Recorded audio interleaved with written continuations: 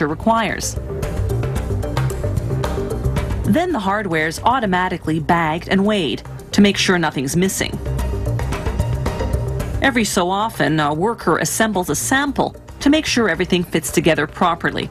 If it does, production continues and they can proceed to packaging.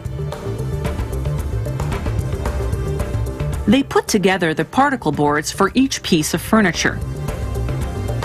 Add the hardware bag and instruction booklet, then seal everything in plastic film. From here, it goes into a box to be shipped to the store.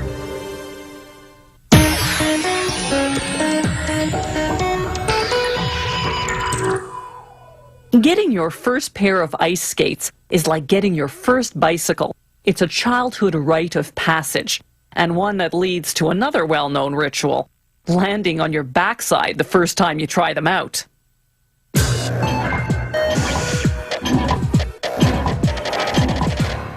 How long have we been ice skating? An iron skate found in Scandinavia dates to 200 AD. But people likely put blades made of bone under their shoes even earlier than that. Skaters tied on their blades with straps until the advent of the skate boot in the early 1900s. Today's skates are lightweight and high-tech and are designed for specific sports: figure skating, speed skating, and hockey.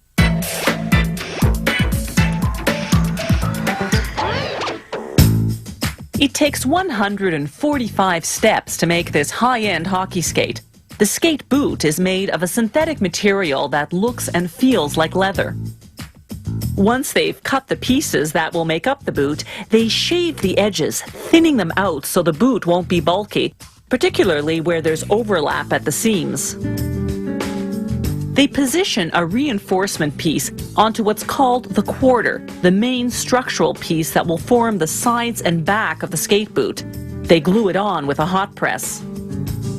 The boot pieces now go to the sewing department. They stitch together the tongue piece, then using a sturdy zigzag stitch, attach the quarter and the heel piece.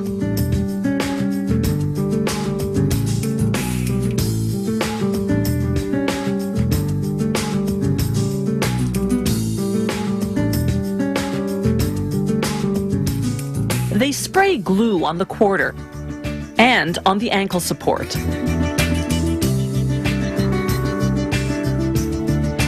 Then they stick on a foam ankle pad designed to mold to the contours of the skater's ankles. Next comes the lining. They must center it perfectly for the skate to be properly aligned and balanced. The eyelet machine works like a hole punch, punching out eyelets in the quarter. They reinforce each eyelet with an aluminum washer. The last step in the sewing department is called forming. They place the boot over a metal foot form. A hot press laminates the boot to give the back and sides of the quarter their shape. In the assembly department, they put the parts together using a foot form. They tack on a white plastic insole and a black plastic toe cap. They brush on a layer of glue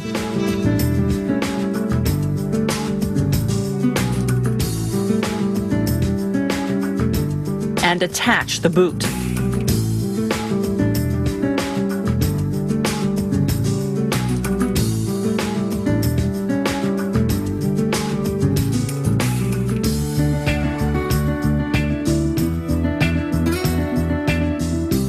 They sand the bottom of the boot to roughen up the surface for better adhesion.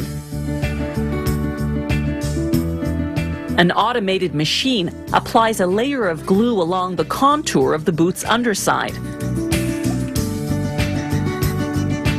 The boot then goes through a heat machine for a couple of seconds to evaporate the solvent in the glue, making it tackier.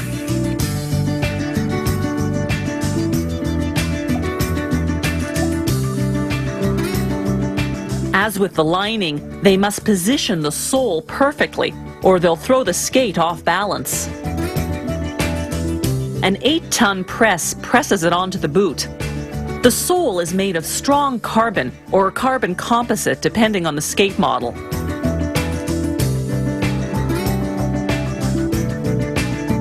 Once the glue is dry, they drill 2 holes through the sole for attaching the skate blade.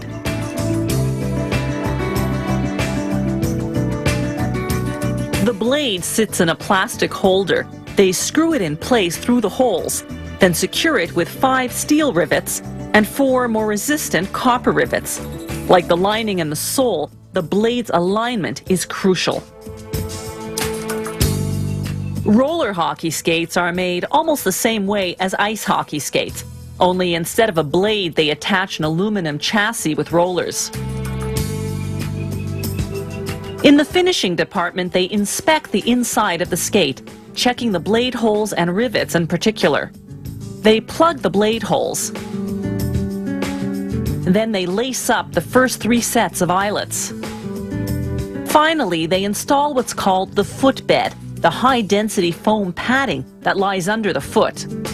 Last but not least, they clean the skate, trimming excess threads and removing any glue residue.